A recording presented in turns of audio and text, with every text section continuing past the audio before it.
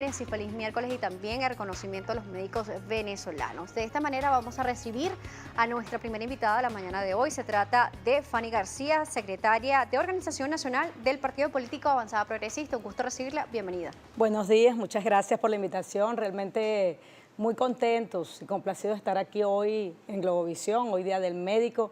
Hoy queremos enviar un mensaje especial de agradecimiento a todos esos hombres y mujeres que dedican su vida día a día, en la cotidianidad, a acudir a sus trabajos, a su centro de salud para encontrarse con esa cantidad de problemas que hay en el país, sobre todo en el área sanitaria. Así que felicitaciones, honestamente desde Avanzada Progresista le damos nuestro reconocimiento social, político, por su labor el día de hoy, Día del Médico, Día del nacimiento de nuestro gran José María Vargas. Así es, bueno, mes de marzo, mes del Día del Médico Venezolano y también mes de la mujer. Veíamos cómo diferentes iniciativas se han tomado en el mundo y también en nuestro país para la protección de las mujeres y buscar combatir la violencia de género en general. Desde Avanzada Progresista están haciendo algún tipo de iniciativa también para la defensa no solamente de las mujeres, sino de la familia en general. Sí, en Venezuela nosotros siempre hemos comentado que aunque es un país con una estructura familiar matriarcal, tenemos una sociedad que domina preeminencialmente el patriarcado.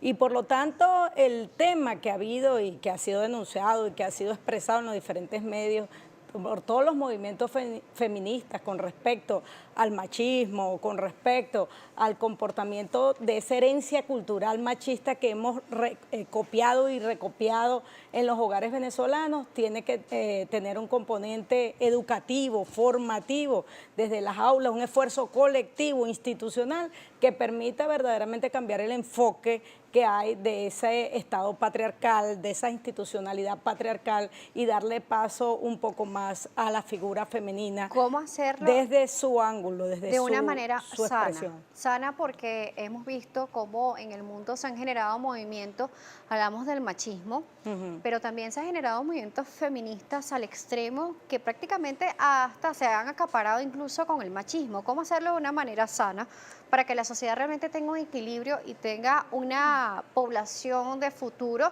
que realmente dé el ejemplo, que sea más allá de que seamos mujeres o que seamos hombres, sino que seamos seres humanos capaces y educados? Sí, pero tiene que ser un esfuerzo institucional desde el aula, desde el hogar, desde la madre, esa madre que replica muchas veces y le celebra al niño desde la escuela que tiene varias novias, ya está impulsando la acción machista, esa madre que muchas veces refuerza una conducta en el varón con respecto a sus genitales. ¿De quién es esto? Para las mujeres. Parecieran cosas tontas, parecieran cosas sencillas, pero desde ese lenguaje inicial de la casa estamos nosotros reforzando un comportamiento machista, estamos formando una niña, estamos formando una mujer que no es para el varón que estamos formando. Al varón lo educamos con una liberalidad sexual, con una cantidad de evasión de mitos, mientras que a la niña la frenamos y le vamos inculcando que usted debe tener, por ejemplo, el sexo es para el matrimonio,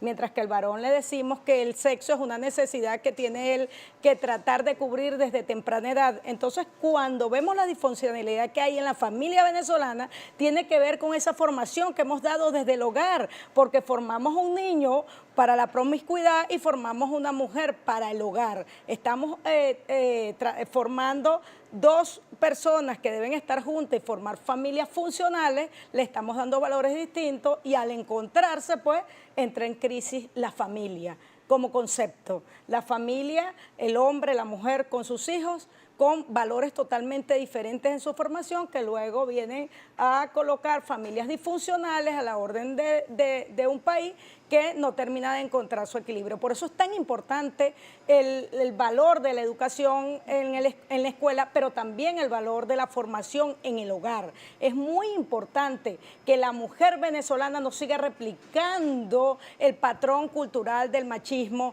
desde el hogar. Es muy importante lo que dice porque una familia disfuncional, presenta una sociedad que presenta desequilibrios y también una sociedad disfuncional en general, y se presenta también los diferentes vicios que puede tener un país, y ponemos el Correcto. caso de Venezuela. Por eso le pregunto sobre la familia Tiene que ver estando con en este todo. momento. Fíjate que una de las cosas que se viene observando en el mundo, y lo denunciaba Charles Tilly, un sociólogo norteamericano y politólogo que ha dado muchos aportes a los movimientos sociales mundiales, que hay una curva de aprendizaje autoritarios en el mundo, desde un proceso de desdemocratización que se inició desde hace algún tiempo, que en el año 2015 tuvo una gran expresión, que fue el reflejo de solamente 70 democracias en el mundo, y todo eso tiene que ver en cómo formamos desde el hogar, cómo formamos desde la escuela, cómo permean una sociedad los comportamientos autoritarios y van vaciando el contenido de la democracia. Es decir, que no es cualquier cosa lo que estamos hablando cuando hablamos de la formación del hogar.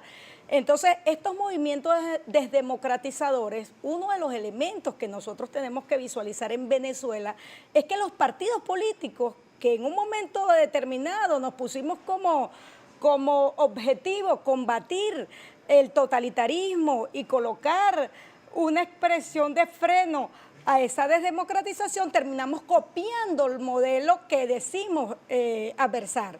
Terminamos comportándonos dentro de nuestros ámbitos partidistas en autoritarios, en hombres y mujeres autoritarios en su comportamiento y en prácticas que terminan diciéndole al país que necesitamos repensar la democracia, que necesitamos repensar a los partidos políticos y su conducta en la sociedad venezolana, que para poder influir en el país debemos dejar el modelo polarizante que nos coloca en dos bandos, en buenos contra malos, en blanco o negro, cuando hay variantes de colores en el camino, cuando hay diversidad, cuando debe haber pluralidad, cuando el impulso de los partidos y las organizaciones políticas tiene que ser la pluralidad, el entendimiento, la construcción de un consenso, la construcción del diálogo. Entonces, observar este comportamiento de los partidos políticos y no hacer un llamado en estos momentos en el país a entender que tenemos que repensar a las organizaciones y que no podemos seguir concibiendo que en Venezuela, por ejemplo, el rechazo que tiene Maduro del 80% no es oposición hasta que eso no tenga una expresión electoral, que no es un comportamiento democrático entre las organizaciones cuando yo llamo a la invasión, al intervencionismo, cuando yo convoco a las bases de mi organización para informarlas y no para consultarlas. Necesitamos cambiar nuestros comportamientos, nuestros mecanismos internos dentro de las organizaciones políticas, porque finalmente estamos copiando un modelo polarizante que al final de cuentas lo que hace es reafirmar a la estructura que está dominando en Venezuela. Nos habla sobre reencuentro, replantear los partidos políticos, además la manifestación de voluntades de los ciudadanos que creen en diferentes partidos políticos y aquellos que en este momento están un poco escépticos a lo que sería la política venezolana. ¿Cómo rescatar el voto realmente como instrumento fundamental del ciudadano, además como herramienta democrática de los pueblos? Bueno, fíjate, ese elemento que tú estás colocando en la mesa es el elemento central, prácticamente no el determinante, no el único, pero es el elemento central para rescatar a la democracia, la necesidad de reintroducirnos en el camino electoral, en la estrategia electoral como el camino cierto para recuperar la democracia en Venezuela. La democracia no es nada más votar, eso es cierto, pero el votar es elemental para recuperar y para crear el piso sólido de legitimidad que necesita Venezuela para hacer los grandes cambios que tiene que acometer. Venezuela, hay que admitirlo, está en una profunda crisis política, económica, social, pero entonces nos vamos a quedar instalados en la queja. Nos vamos a quedar instalados en el esquema polarizante que finalmente lo que ha hecho es reafirmar a la coalición que gobierna, a la coalición que domina. Nosotros tenemos que preguntarnos en qué momento nosotros nos salimos de la ruta de buscar el reclamo institucional para cambiar la situación que tenemos y en qué momento concebimos que mentarle la madre al presidente es más importante que hacer un reclamo reivindicativo de las mejores salariales que deben tener los trabajadores. Por ejemplo, ¿en qué momento entendimos el eslogan, cambiamos la política por el eslogan, sustituimos la política por el eslogan. ¿En qué momento nos alejamos del encuentro, del entendimiento y cambiamos la negociación, la suma variables por el suma cero? Nosotros no podemos jugar en la política el juego suma cero, donde estamos en guerra, donde o soy yo o eres tú, donde yo te arroyo, donde no me importa lo que tú piensas. No.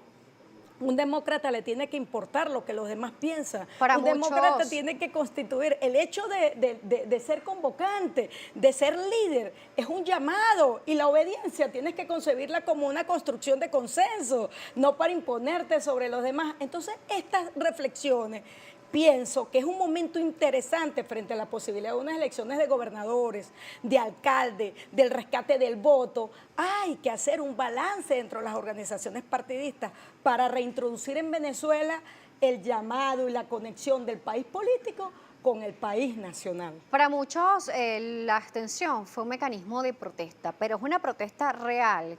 ¿Qué se ganó con la abstención durante las elecciones del 6 de diciembre? ¿Qué se logró realmente con eso? La abstención realmente fue la consecuencia de un modelo de estrategia insurreccional que fue planteado en el país por un sector opositor, que concibió, víctima de la polarización, concibió la estrategia insurreccional como una forma de salir del gobierno. Esa estrategia insurreccional termina jugando el juego del suma cero con un adversario que tiene capacidad de maniobrabilidad y que a nivel externo tenía relaciones con Rusia o tiene relaciones con Rusia, con China, con la India, con Turquía, y que el juego suma cero finalmente no lo coloca al borde, no establece un resultado positivo para esa opción. Entonces, jugar ese juego terminó descolocando de la arena electoral a un sector importante de la oposición. Es decir, los errores cometidos mal administrando el capital electoral del año 2015 terminaron jugando y conspirando en contra no solamente de la democracia, sino de los propios partidos que impulsaron esa estrategia. Fanny, son las 6:59 de la mañana. Tenemos que marcar corte obligatorio. A regreso seguiremos escuchando su planteamiento, su opinión y el aporte que dan desde Avanzada Progresista para el diálogo nacional. Fanny García nos seguirá acompañando en la próxima parte, secretaria de Organización Nacional de Avanzada Progresista. Ya regresamos. Cada uno de ellos nos sigue acompañando. Fanny García, secretaria de organización del Partido Avanzada Progresista. Fanny, tenemos muchos comentarios en las redes sociales, incluso comenzábamos hablando sobre la familia, sobre los valores y sobre la educación, y de Rivas hace un comentario sobre eso, dice: buenos días, ni machismo ni feminismo, solo respeto y tolerancia en una convivencia sana y productiva. ¿Qué dicen ustedes de las mujeres que abandonan a sus hijos y parejas para irse del país con otros hombres sin misericordia? Vemos hasta puntos de vista totalmente diferentes también sobre la mesa. Así es que en el fondo no se trata exactamente del género, sino del hecho. Si tú abandonas a tu hijo, puede ser padre o puede ser madre, es totalmente condenable. Ahora, las estadísticas colocan a la mujer hoy día en una situación de victimización con el problema de los femicidios, el problema que ha venido ocurriendo de, por ejemplo, la relación que no se puede conseguir de una manera de ganar, sino perder hasta en el hombre, que por ejemplo las mujeres lo dejan, que de acuerdo a las estadísticas que hemos visto, hay una ruptura emocional familiar y luego, bueno, matan a la mujer y se suicidan ellos, o matan a la mujer y salen y se van. Entonces, los índices, las estadísticas nos dicen que si hay un problema enfocado de victimización de la mujer, y ese problema hay que atacarlo con políticas, con denuncia, con algunas legislaciones que permitan que la mujer tenga la defensa de sus derechos cuando es maltratada también en el hogar. Pero estoy de acuerdo, la idea es la sana convivencia. Ni machismo ni feminismo. Ni machismo ni feminismo, sino buscar el entendimiento entre el hombre y la mujer y tratar de inculcar valores desde el hogar que puedan marcar esa diferencia en el actuar del hombre y de la mujer en función de tener hogares funcionales. Familia, base de la sociedad fundamental para todo proceso, y así lo seguimos manteniendo desde Primera Página, porque es importante la educación. Vamos a seguir viendo las inquietudes que se tienen y regresamos al diálogo o los procesos de diálogos que hemos tenido en nuestro país. Hemos tenido diálogos con anuncias internacionales, diálogo nacional, que se le colocó la llamada en el nombre de la mesita, descalificando este proceso de encuentro. Además, encuentros en donde los actores políticos se levantaron de la mesa luego de algunas conversaciones. Ahora se vuelven a tomar iniciativas con diferentes actores políticos de la sociedad civil, empresarial, para búsquedas de soluciones. Cuando veíamos parte de las solicitudes, veíamos un cambio de Consejo Nacional Electoral como proceso de diálogo. Se hizo una elección interna de un Consejo Nacional Electoral Provisional para las elecciones del 6 de diciembre. Ahora está en proceso de postulación y revisión para los nuevos rectores del Consejo Nacional Electoral. Y uno esto con el comentario que nos hace Jorge Miguel Aponte a través de Twitter. Él dice lo siguiente: buenos días, yo le digo a la invitada que sí hay que votar, pero un CNE confiable y transparente, no un CNE chavista que no me represente. ¿Usted qué dice? Bueno, fíjate, el presidente de nuestro partido, Henry Falcón, la estructura del comité ejecutivo y el debate que ha habido dentro de la organización, dentro de nuestra organización, ha colocado a Avanzada Progresista siempre en el camino constitucional, electoral, democrático, dialogante. Y es por eso que sí, nosotros hemos querido participar en todos los diálogos que han habido y consideramos que ese es el camino, que esa es la vía, que debemos ser coherentes las organizaciones partidistas con nuestra función, con nuestra naturaleza. Nuestra naturaleza no es buscar la guerra, es buscar la paz, es buscar el entendimiento. De allí que nosotros concebimos el acto de dialogar como un acto inherente a la política. Nosotros concebimos el acto de crear consenso como un acto inherente a la política. Es decir, que nunca verán Avanzada Progresista conformando guerrillas, conformando acciones que sean buscando salidas de fuerza o buscando invasiones. Siempre verán Avanzada Progresista en el camino de la construcción del diálogo y del consenso, y así lo hemos determinado. En este sentido, cuando nos dicen, mira, nosotros queremos elecciones con un CNE imparcial, por supuesto nosotros también la queremos, pero resulta que la Asamblea Nacional electa en el año 2015 tenía como una de sus tareas fundamentales nombrar un nuevo Consejo Nacional Electoral, un nuevo Tribunal Supremo de Justicia, reinstitucionalizar el país. Y no se hizo. Esa Asamblea Nacional del 2015, lamentablemente, para lamento de todos los venezolanos, mal administró el capital electoral que se les dio en ese momento. Y no obtuvimos como consecuencia un CNE producto de el diálogo entre los miembros de la Asamblea Nacional, producto del Parlamento que fue elegido en el 2015. Ante esa realidad que no era la deseable, tuvimos nosotros los partidos políticos que intervenir en un proceso de diálogo que culminó nombrando un nuevo Consejo Nacional Electoral. Ahora, ¿queremos nosotros participar con condiciones de un CNE imparcial? Las condiciones, señores, no se les pueden solicitar a un gobierno de corte autoritario. Las condiciones se ganan, se construyen desde el área electoral participando. No es si no gano, no juego. Es si no juego, no gano. Gabriela Villegas González hace un comentario en torno a este tema y dice: nos han demostrado que no votar solo beneficia al gobierno nacional. Así lo expresa Gabriela Villegas a través de Twitter. Sí, y que una mayoría, como decimos nosotros en la oposición, somos mayoría, pero la mayoría solamente se descubre cuando tiene expresión electoral. Si tú te opones a Maduro, pero no votas, no te opones. No eres mayoría. Juan Carlos Valerón también nos escribe en torno al tema electoral y dice lo siguiente: ¿y cómo se plantea una vía electoral exitosa con un gobierno que dice públicamente que no entrega el poder ni por las buenas ni por las malas, que cuando pierden una gobernación, una alcaldía, les nombra un protector y les quita las facultades y recursos? Lo dice Juan Carlos Valerón. Bueno, yo le hago una pregunta a Juan Carlos. Juan Carlos, hay gente que como tú me ha preguntado a mí y me ha dicho, mira, si nosotros le ganamos a Maduro, Maduro no entrega. Y si no le ganamos, menos entrega. Para que un gobierno entregue tenemos que derrotarlo electoralmente. Tú no puedes pedirle a un gobierno que entregue sin que haya sido derrotado. Ahora, yo vi en el 2015 a un Nicolás Maduro, un Diosdado Cabello, reconocer en una rueda de prensa nacional el triunfo de la oposición en la Asamblea Nacional. Reconocieron el triunfo de la oposición, porque cuando los votos se manifiestan de una manera masiva, no hay manera de que exista trampa, de que exista, aunque haya ventajismo, si la gente en Venezuela está decidida a cambiar y sale a través pacíficamente, electoralmente, constitucionalmente, a demostrar su convicción de cambio, no hay manera de que esa realidad pueda ser revertida ni cambiada. Ali, Elisandro Solor 2 es el usuario en Twitter. Dice, ese 80% de rechazo al presidente, ¿de dónde lo saca? Son los mismos que decían que Chávez era rechazado y nunca se les ganaba. Bueno, fíjate, el presidente Nicolás Maduro, de acuerdo a casi todas las últimas encuestas, tiene un rechazo de casi el 80% de la población venezolana.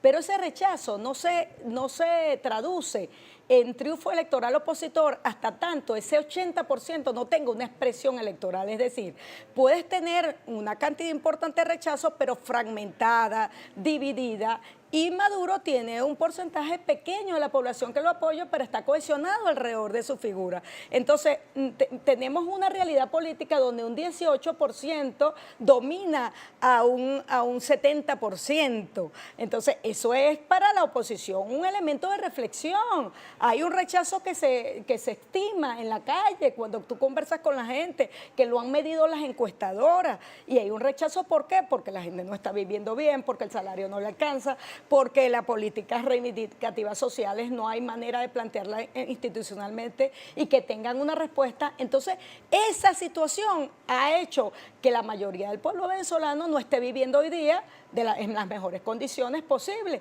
Hay una renta inadecuada para sobrevivir, prácticamente el venezolano está sobreviviendo. ¿Qué necesitamos nosotros? Utilizar los caminos institucionales para darnos los cambios que la República necesita. Gustavo Mendoza también participa con nosotros, agradecemos la sintonía. ¿Qué opina de ese sector que sigue satanizando el proceso de diálogo? Usted que ha estado en esa mesa, ¿qué tanto se ha ganado?